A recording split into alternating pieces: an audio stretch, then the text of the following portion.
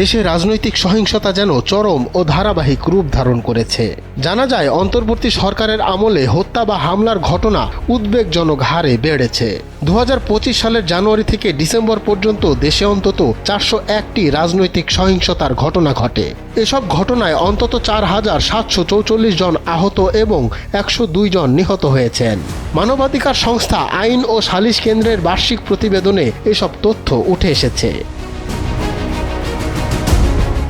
আইন ও সালিশ কেন্দ্রের প্রতিবেদনে বলা হয়, 2025 সালে মব সন্ত্রাসে কমপক্ষে 197 জন নিহত হয়েছেন। কমপক্ষে 38 জন ব্যক্তি বিচার বহির্ভূত হত্যার শিকার হয়েছেন। 107 জন ব্যক্তি দেশের বিভিন্ন কারাগারে মৃত্যুবরণ করেছেন। এর মধ্যে 69 জন হাজতি এবং কয়েদি 38 জন। এছাড়া 381 জন সাংবাদিক নির্যাতন ও হয়রানির শিকার হয়েছেন। এর মধ্যে আইন শৃঙ্খলা রক্ষাকারী বাহিনীর হাতে নির্যাতন, হয়রানি বা হুমকির শিকার হয়েছেন অন্তত 23 জন সাংবাদিক। হিন্দু সম্প্রদায়ের ওপর কমপক্ষে 42টি হামলার ঘটনা ঘটেছে। এসব ঘটনায় নিহত হয়েছেন 1 জন, আহত হয়েছেন কমপক্ষে 15 জন। পারিবারিক সহিংসতার ঘটনা ঘটে কমপক্ষে 560টি।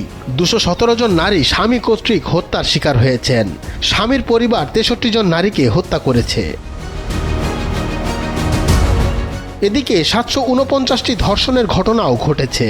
ধর্ষণের পর অন্তত 36 জন নারীকে হত্যা করা হয়েছে। দেশের বিভিন্ন সীমান্ত এলাকায় কমপক্ষে 34 জন বাংলাদেশি হত্যার শিকার হয়েছেন।